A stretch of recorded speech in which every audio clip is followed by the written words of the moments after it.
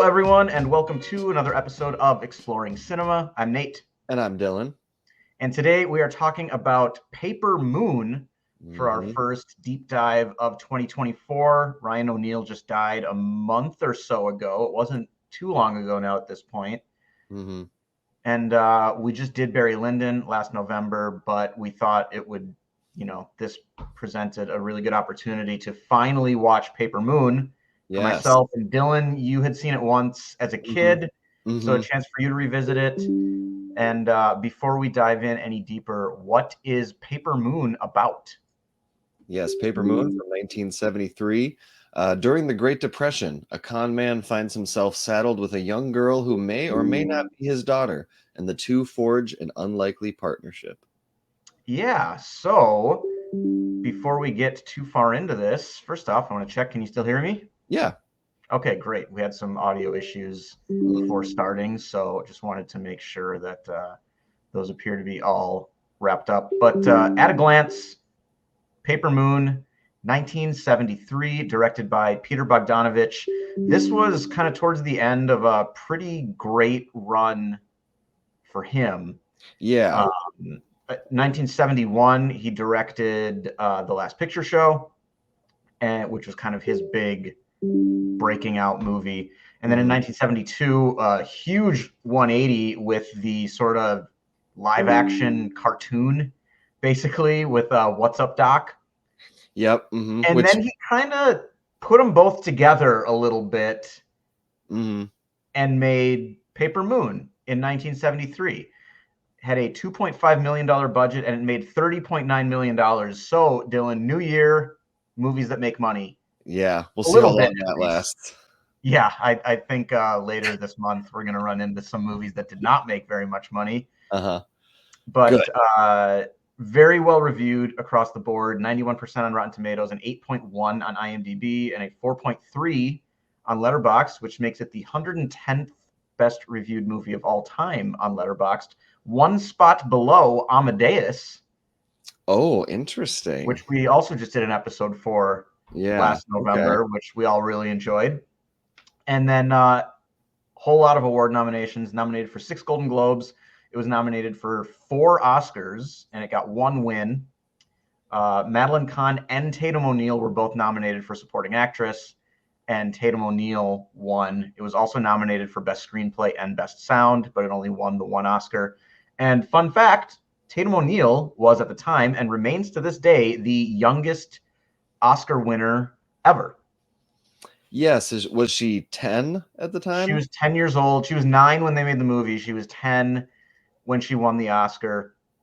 And the only person who's really come close is Anna Paquin for The Piano, which we watched last year as well. Yeah. And she was 11 years old. It was funny, too, because like that was close enough. And honestly, like Tatum O'Neal looks a little older than Anna Paquin in those movies. It might just be kind of the way that Anna Paquin has to dress.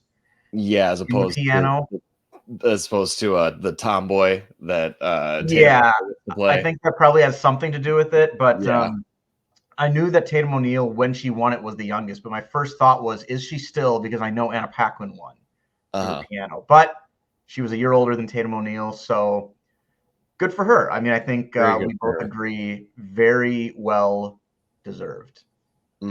Absolutely. Not to get us too sidetracked, but wasn't the girl from the Florida Project, was she nominated? I know she didn't win, but was she nominated? Prince, I think is what her name is. Yeah. I don't think she was nominated for an Oscar. Okay. I feel like recently there's been a child, a kid actor who got. Well, Tatum O'Neal is also the youngest nominee.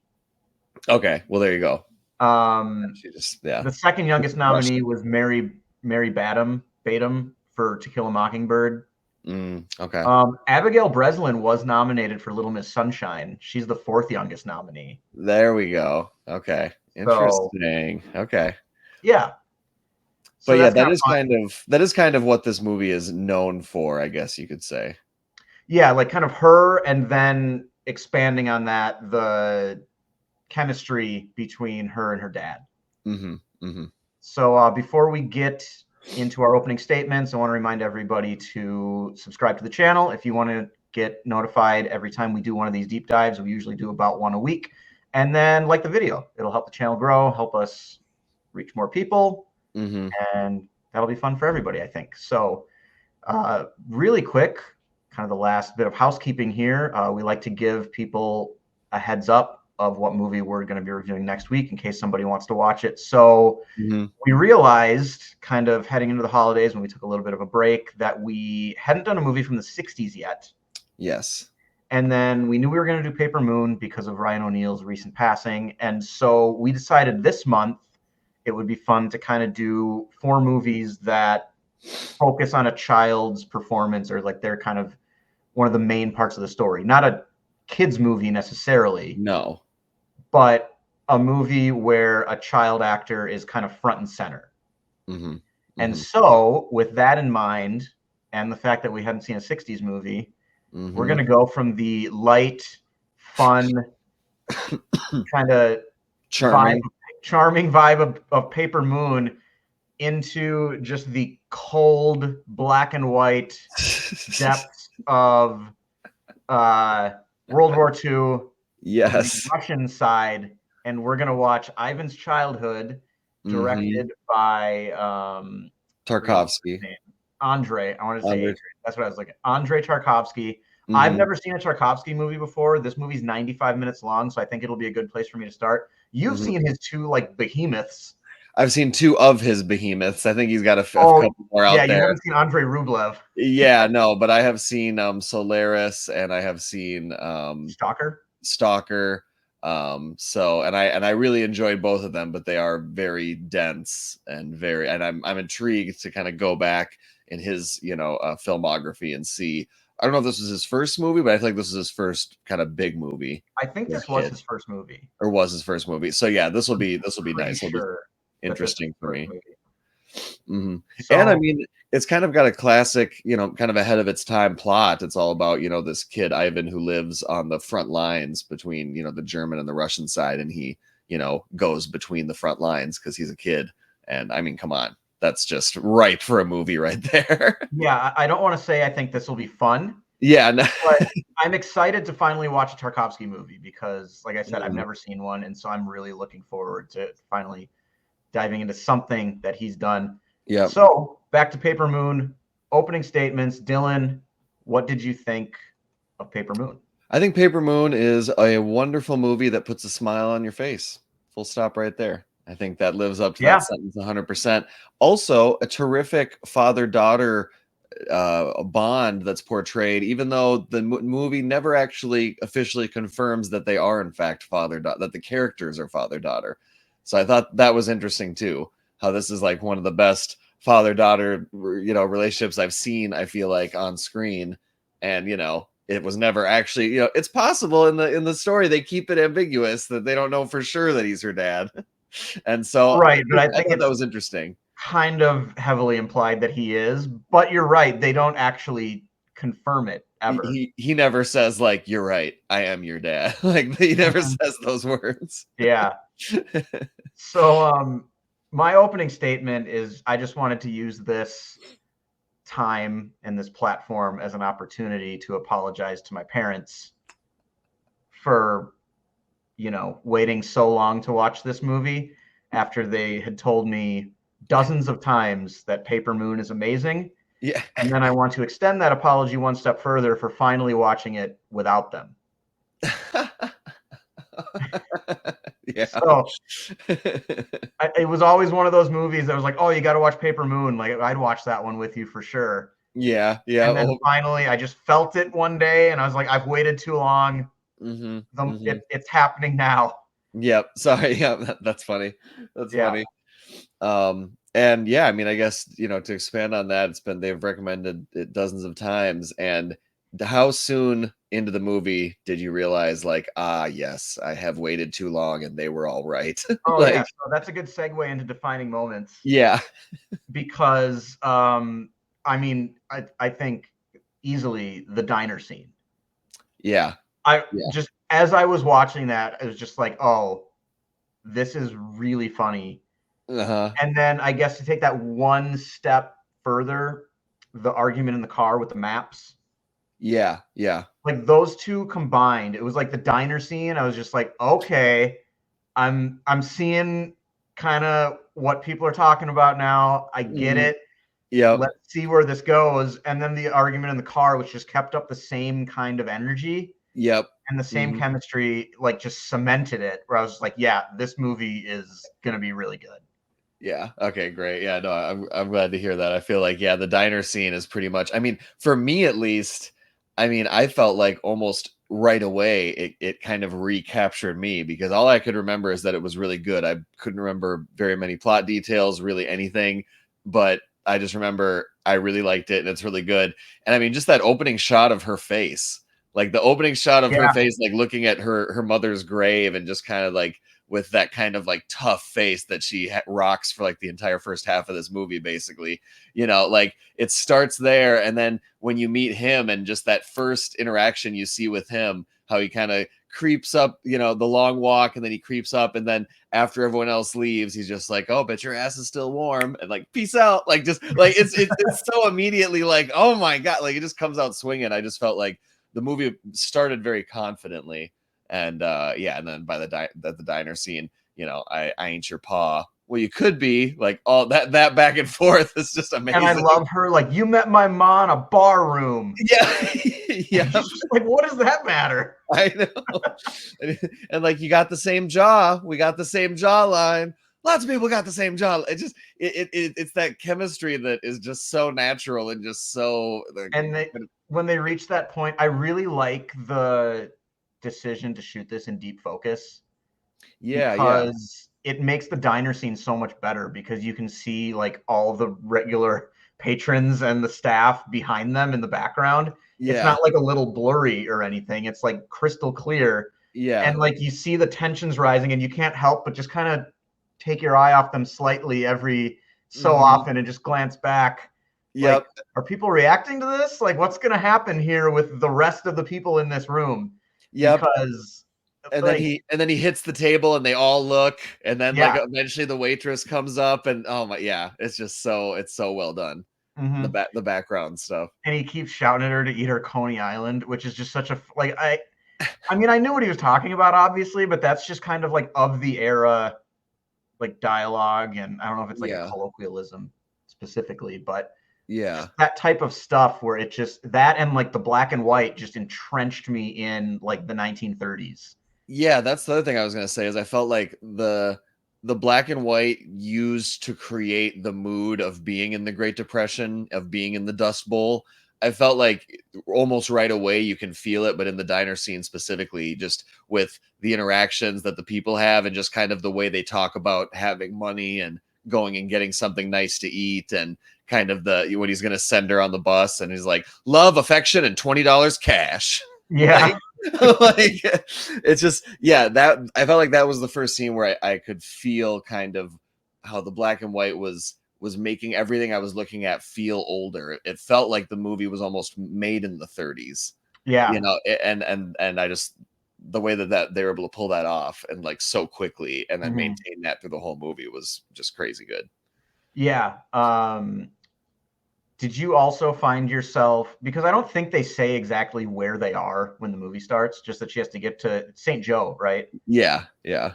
In Missouri. In Missouri. I'm just picturing everything from where we are. So I was like, oh, they got to go south and get through Iowa, and then they got to get down to Missouri and just follow it down. And then like eventually he just says something like, now you got to go east. And I was just like, oh, yeah, they're not They're where not I in live. yeah, yeah. They're I in also wonder if there Kansas. was like a little, if it was on purpose a little bit, because that's where I believe that's where Tom Sawyer and Huck Finn live. St. Joseph's. Yeah, I think so. Interesting. I could see that being on I purpose. think, or nope, I'm wrong, but it's mentioned in there because it's near Okay. there. Okay. Yeah, Uh, yeah. um, They live in Hannibal or Hannibal, something like that. Doesn't matter. Wrong story. what were some other defining moments for you? So yeah, I had the diner scene and then the car argument with the map, which was that was just comedy gold right there. Yeah. Um, and then the other ones I had were when Addie talks to Imogene in the car when it's just the two of them. Yeah. That was my favorite scene of that part of the movie. Hmm. And then the whole like escape and car chase which the like stop and turn around reminded me a lot of just a little bit of What's Up, Doc? Okay, yeah. Possibly the That funniest car chase in movie history in What's Up, Doc? And just Yep. that little like, oh, I guess we got to turn around. So they're chasing us, but stop. We're just going back the other way. And then the ending. Yeah, yeah. The like the final shot, kind of the Yeah, on when the she road, runs the back. long, yeah. And then they And then, take yeah, off down the road. It's got the and it long just shot. as I knew that I was like, please let this be the last shot because it's so perfect because you can just watch them drive Yep. for so long, and that's exactly what he did. Yep. Yep. Yeah, nice. Those are all obviously really, really good ones. I also had, I had the opening shot, which I mentioned. I had the one of my defining moments was the montage of the Bible scam. Seeing Yeah. that, seeing that over and over, so you get to see the nuances of each mark and each situation, and oh, you should say this or you should kind of play it this way. And then that is also a way for us to see their kind of bond and cooperation growing. And that was very fascinating, and I just, very delightful seeing that over and over and over again. Mm-hmm. I also, the map scene was fantastic. And then, you mentioned kind of the whole escape from the police station and car chase, which I thought was excellent, but specifically the moment when we realized that she's hidden the money in her hat. I felt like I love that shot. that was so Oh, there it great. is. Yep, and the look on his face, and then for the cop to take it, but still just not see it, and then throw it was just genius. It was just like, Yeah. brilliant, just a really nice tension. I really loved that, and then the escape was cool too. It was just a classic like 9-year-old escape. Like, let's just say we're going to the bathroom, and then when we're like down the hall, we just run. Yeah. He's just like, oh my god, I can't believe you're making me do this. Mm-hmm. And then also for me, and I think this one will really stick with me, is when he finally gets his comeuppance and gets his ass kicked. And specifically Okay. when they're chasing him down in the street, and then the way that's shot, where it's the empty streets, it's kind of like, deserted, desolate, almost reminded me of kind of like Rumblefish, like Tulsa, like it's just like suddenly Oh, there's just sure. like Yeah, I nothing can see that. around, and he's running and he's running. They get him trapped, and then he jumps down. You're like, oh, okay, that works. But then you, with him, discover that it's a dead end. And then just the kind of closing in on his face when he's just realizing, like, oh, I'm totally trapped, and his eyes are going everywhere, and it's just like closing it. Like, that was so well done. I got goosebumps. I was also like, are they going to kill this guy? I thought that too, because And then like you see her walking, and I was just like, oh my God, is that what this movie just turned into? it was like, no, not gonna go that dark. I think if this movie was made today, for sure he's dying. I think Maybe, but I mean, it fits sort of the tone of the whole movie, and it it gets into does. something I want to talk about when we get into observations and musings as well. Why killing him would have been a Too mistake. much. Yeah. Yeah. But yeah, those are mine. Okay. Mhm. Neither of us had the wrestling.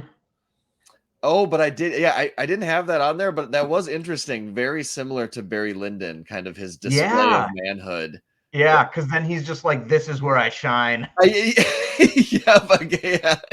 Yeah, really. I totally was thinking that whole time, that entire scene. I was like, And he oh yeah, gives her the these country boys haven't seen Barry Lyndon. They don't know what they're getting into trying to wrestle Ryan O'Neal. yeah, and then he gives her the little wink.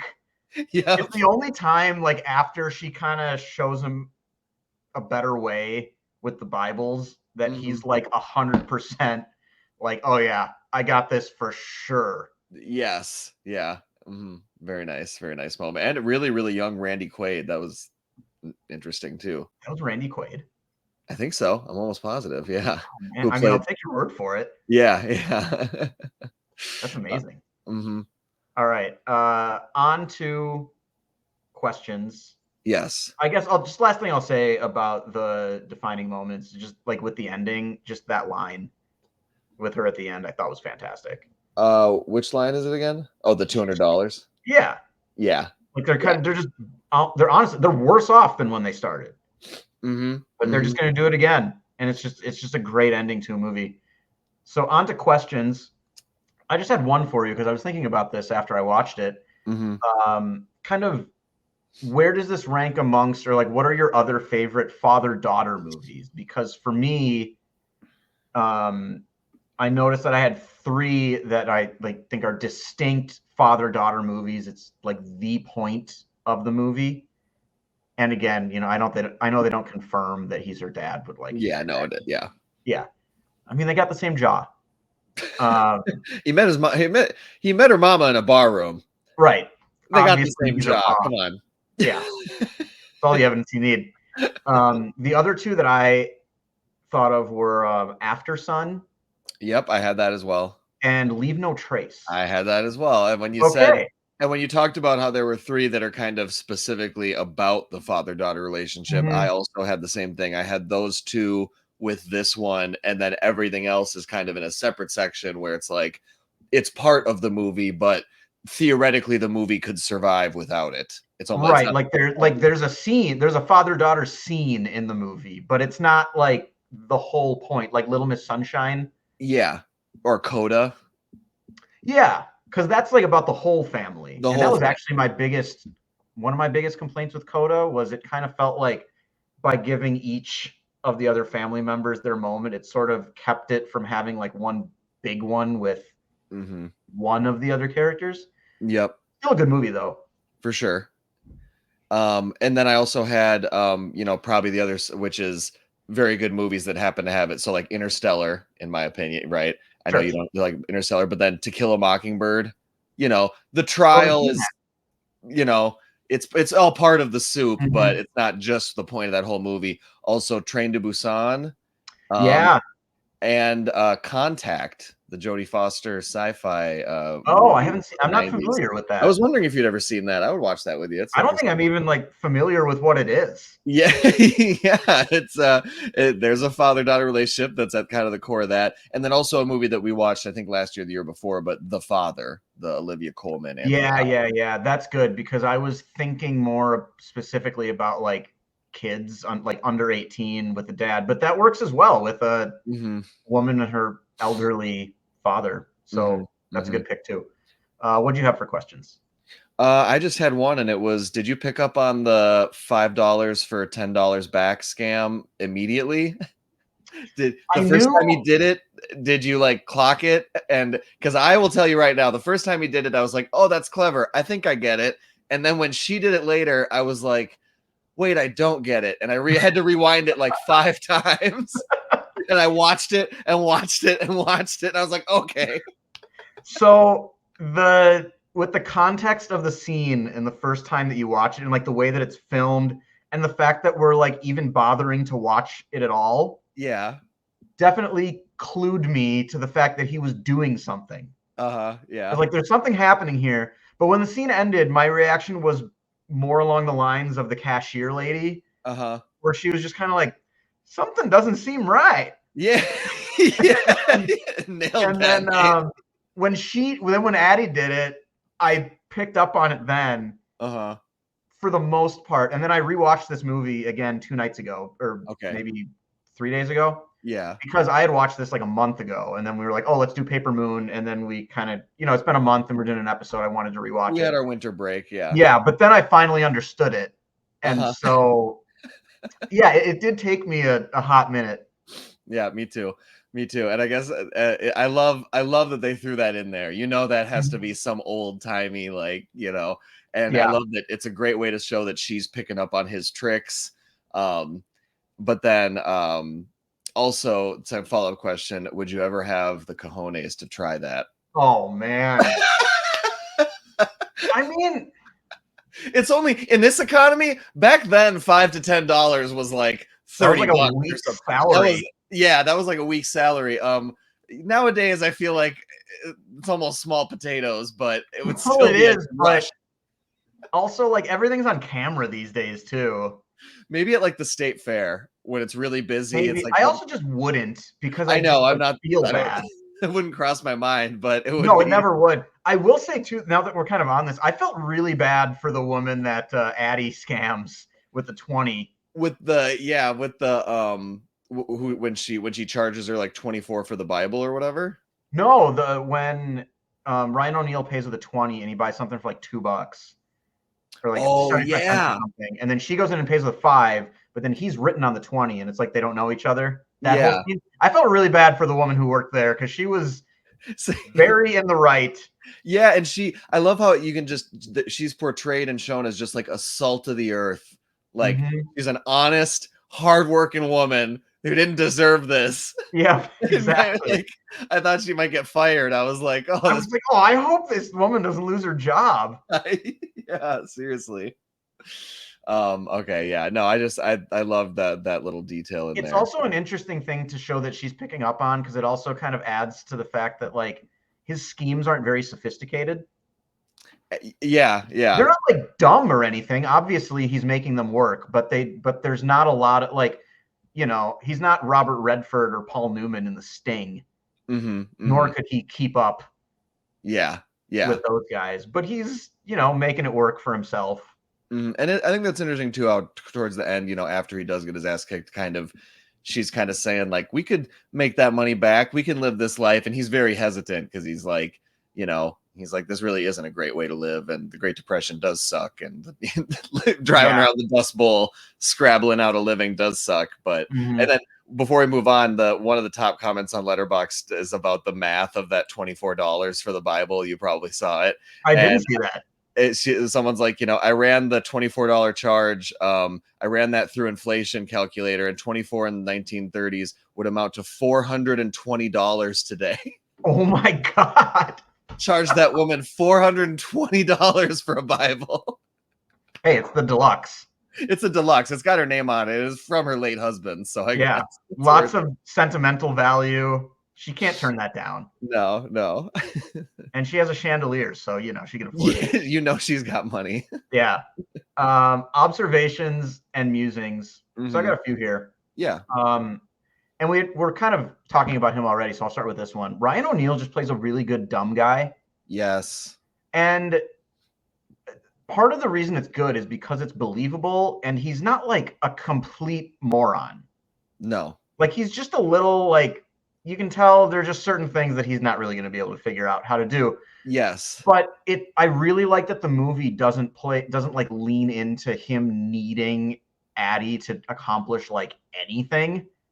Yes. You just kind of realize that like, oh, he's only really capable of these little like small time, hustles, paycheck to paycheck cons. Yep. Basically.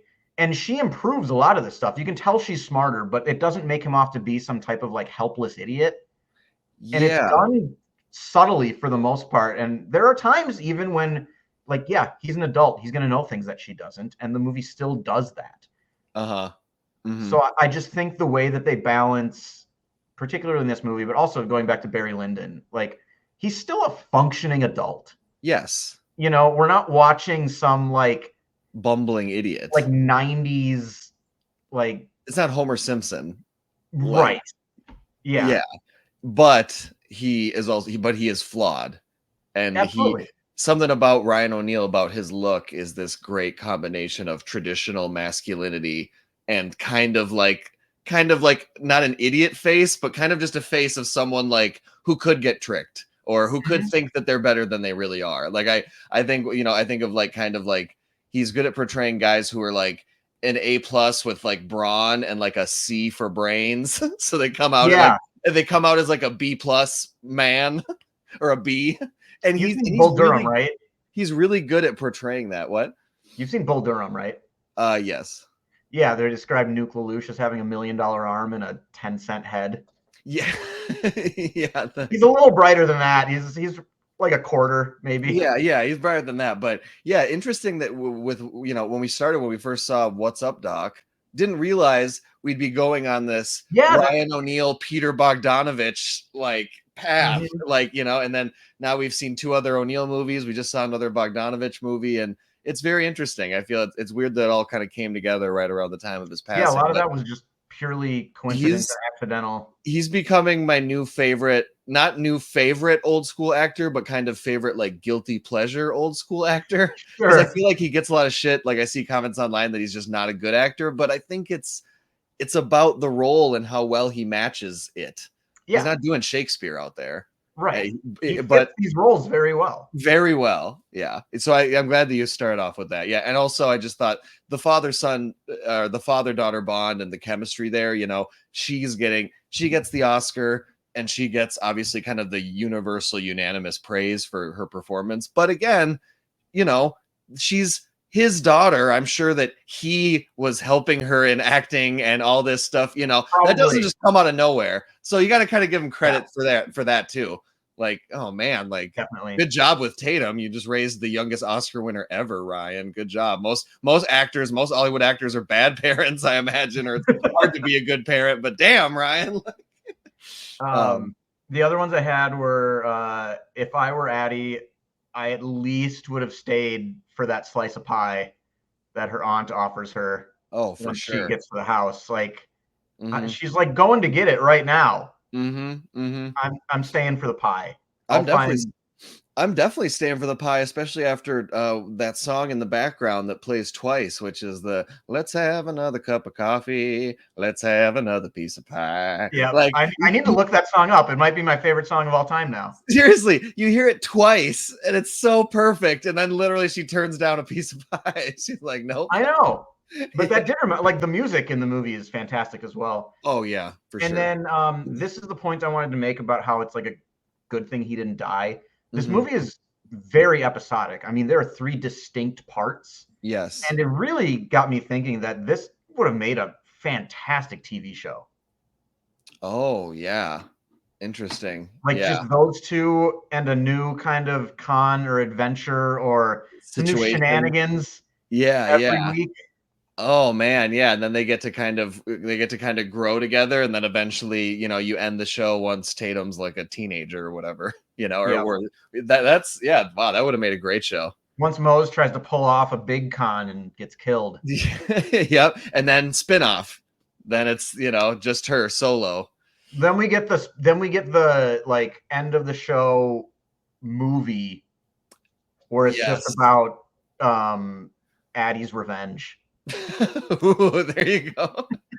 Paper Moon 2, Addie's Revenge. Yes, it gets a lot darker. And then Um, the last thing I wanted to mention was just that I wanted to make sure that we talked about Imogene, yeah, played by TJ Jay Johnson. Johnson. Hmm. I think she's fantastic. I don't know, like she's in like nothing else. Yeah, and she pops up because, you know, she's working for Madeline Kahn's character Trixie Trixie Delight. Delight, amazing character name. Yeah, and so she really she pops into the movie kind of like you were mentioning in that middle third, and then is just gone from the movie. You never Yep. see her again.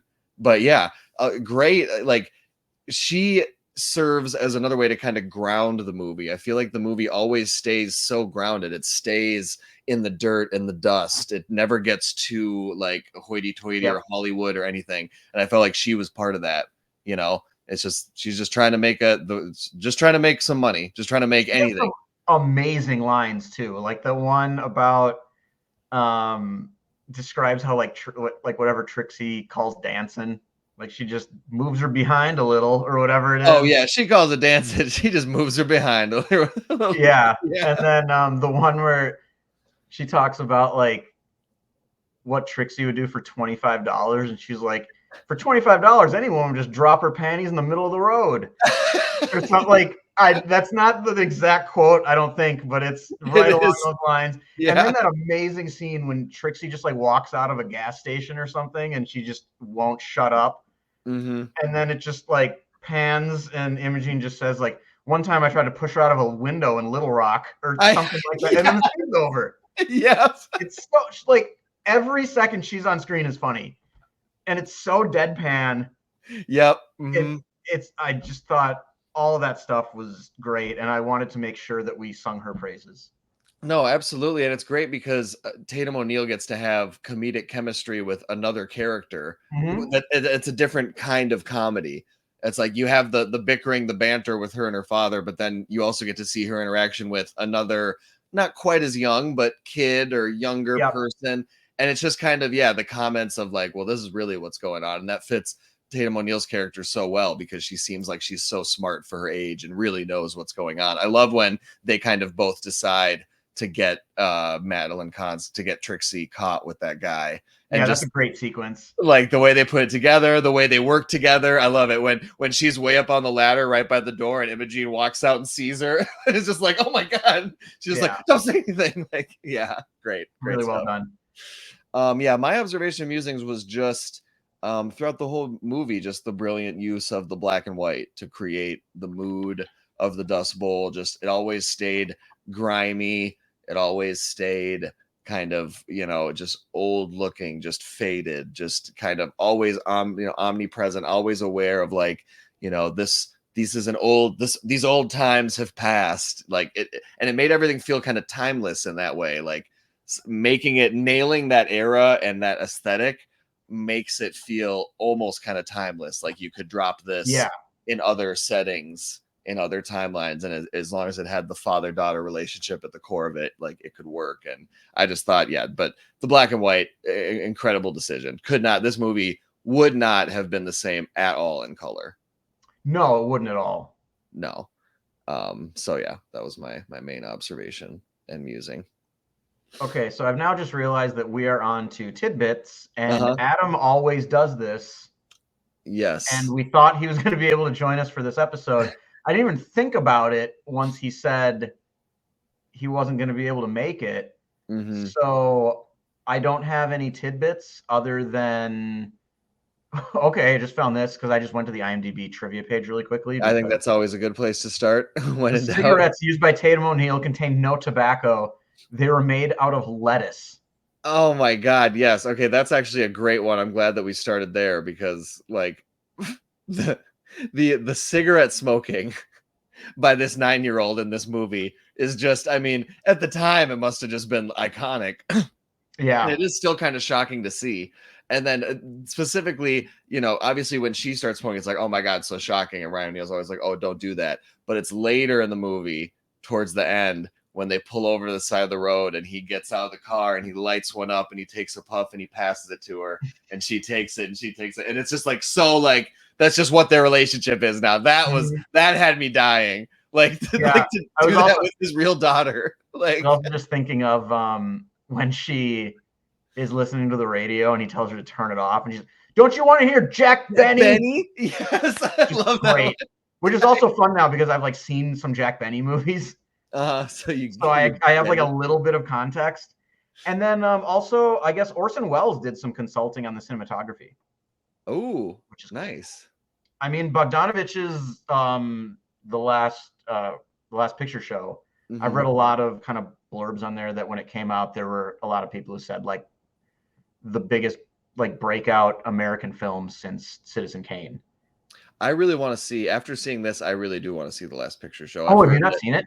No, I haven't. It's really good. Jeff Bridges is a teenager and in that movie. Really? Yeah. Yeah, Jeff Bridges, yeah. Sybil Shepherd forever. I think that's her first name. It's a really good movie. I'd watch that with you for sure. I think that's probably the end of the tidbits, though, unless you have anything else you wanted to add. I mean, other than that, like, because Tatum O'Neal was so young and had not acted before, Peter Bogdanovich did not show her rushes of her performance, fearing that she would become self-conscious. So that's interesting. As a self-conscious person, I would appreciate that. Yeah, he's just like, I don't like looking at myself. I just feel like, oh, you're good. You're doing great. Just trust me. You don't need to see it. Like, You're killing it. You're absolutely killing it. Okay. And then last one. Whoa, this is actually wild here. And you're going to love this. The film spawned an unsuccessful TV series, Paper Moon, 1974, starring Jodie Foster. What? That's amazing. I know. Just to bring it completely full circle. How did that not work? I'm talking Jodie Foster movies. You're talking how this should be a show, and there was a show with Jodie Foster. To bring it even fuller circle. Oh my God, bring it around again. Jodie Foster is also on the list of youngest ever Academy Award nominees. Oh my gosh. For her performance in Taxi Driver. Incredible. Yep. Incredible. Which also stars Sybil Shepherd, who was in Taxi Driver and The Last Picture Show. Should we just do an entire show on like 6 movies from the 70s? Yes, I think All we right, should. It kind of seems like we need to do a Peter Bogdanovich episode. maybe Hmm. he died recently too. Yeah, well, Or there in the you last go. few years. All right, tidbits are Hmm. over, and it is time Hmm. for the moment that Tidbits aren't everyone over yet. that everyone's been. Oh, they're not over. Last one. Okay. This was originally going to be called Addie Pray. It was to star Paul Newman and his daughter Nell Potts. It was to be directed by John Huston, and it was to be in color. That probably wouldn't have sucked. It probably wouldn't have sucked, wouldn't have had the charm and the feel No, of no, no, no. I mean, I it. love the version we got. I'm Yeah, glad this is what it is, but that would have felt I don't kind think of that would have been a bad movie. no, but it would have been a big Hollywood production. This has the feel of almost like an indie movie, almost This like feels like an accident. yeah, like a movie that was forgotten and then like you found it, you're like, what is this? Yeah. Okay, now we get to the long-awaited moment. Now it's the moment everybody's been waiting for. It is Look at that time coat. for the McCabe Coat of Excellence. Mm-hmm. Since it's our first deep dive of the new year, I will explain again what the McCabe Code of Excellence is. Mm-hmm. And that is, we are very big fans of the movie McCabe and Mrs. Miller Uh-huh. here at Exploring Cinema, particularly of McCabe's coat. How can And you so not? at the end of each movie, like the winner of the Masters getting a green jacket, we Yep. award a McCabe coat to anyone involved with the movie who we think exhibited excellence. Mm-hmm. We don't have to give out a coat. We can give it to different people. I Mm-hmm. have a feeling we will both be giving our coat to the same person here, although I think there are two people who might be kind of in the running, but Yeah. I have to give this to Tatum O'Neal. Yeah. For pulling off what no child has done Yeah. before or since. Yes. Yeah. Yes. For that. I know. No acting, never acted before, takes this role with her father and wins a freaking Oscar and delivers one of the most iconic child performances of all time. Mm-hmm. I mean, come on. Crazy, So crazy. you're giving it to. I'm cutting mine in half, and I'm giving Okay. half to Tatum O'Neal because, but I also felt like she's already received what more praise could I possibly give her? She's already received all the accolades, and then you just gave her a full coat, so now she has a coat and a half. She can make like a cool scarf or a hat or something out of her the half one. But I'm giving the other half to Ryan O'Neal. Maybe it's Oh, I thought because you were going to give the other half to Bogdanovich. nope, I'm giving it All to right, wait, Ryan O'Neal. that's Yeah, it. I think maybe it's kind of a culmination because of Barry Lyndon, because of What's Up, Doc. Maybe it's because the chemistry, I feel like, it takes two to tango. It takes two to pull that off. And he's the adult in the room who had to kind of have the vision and believe that his daughter could do this and be like, this will work. And just kind of the confidence to be like, this will actually be amazing. And then to pull it off. And also, just when I was looking at that coat, McCabe, the character, is the type of character that Ryan O'Neal would play. Yeah, that's true. Right? That McCabe is a Ryan O'Neal kind of guy. And I think he would look great in that coat. That faux confidence. That faux confident. He's the type of guy who could walk into a town and be like, I'm going to do this and I'm going to do this. And I run this town now. And the Like, first sign of trouble, he's just like, I don't have a plan for this. yeah, I don't have a plan. I'm going to run. I'm going to run away. But yeah, so I'm splitting it, but I wanted to give half of it to Ryan O'Neal. It's just Ryan O'Neal Appreciation Month.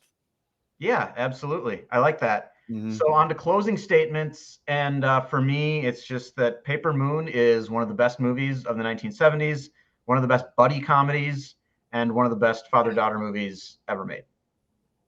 Yes, and my closing statement is that rediscovering this movie has been a highlight of this podcast for me. Wonderful. I had forgotten how much I love this movie, and I'm serious. If I watched it again, it could for sure end up like it's going to keep climbing my all-time ranks. I had forgotten it, and now I want to show it to everyone. Hannah hadn't seen it. I want to watch it with her. I want to watch it with whoever wants to watch it. Yeah, I think this is definitely in my top like 10 to 15 comedies ever. Yeah. Pretty comfortably. Mm-hmm. And it stays grounded with the drama and the real, like, we're still in the Great Depression. Every character you see is struggling, but also hilarious. That's true. Like the characters just pop, every single one of them. Yeah. And I guess because I didn't mention this during this episode, and I always do, I have this as my 122nd best movie of all time. Nice. Already at pretty high praise for Nate. That makes me happy. Love when we watch one. I'm gonna re-rank my 100 soon here, and this will be in it. I can tell you for sure. And then finally share it with me instead of keeping it super close to the chest. Someday. And then I was just gonna say too, we didn't really mention, but Madeline Kahn shows up, does what she has to do, and this is part of her stretch in the 70s where you got Blazing Saddles, Paper Moon, Young Frankenstein, What's Up, Doc. I mean, she's showing up, killing it with the comedic timing, and just a great kind of groundbreaking female and educating everyone about the importance of bone structure. Yeah. Oh my God. Yes, bone structure. God, will not shut up about the bone structure. Oh, good stuff. All right. Well, this was really fun. Too bad Adam couldn't join us. I think he would have been. I think he'd really like this movie. Agreed. We'll have to. I would watch it again with him. Yeah. And I believe it is your turn to put a wrap on the show. And again, next episode is Ivan's childhood, so I'll be looking for that. That will be our next Exploring Cinema. And Nate, take it away. You still owe me $200.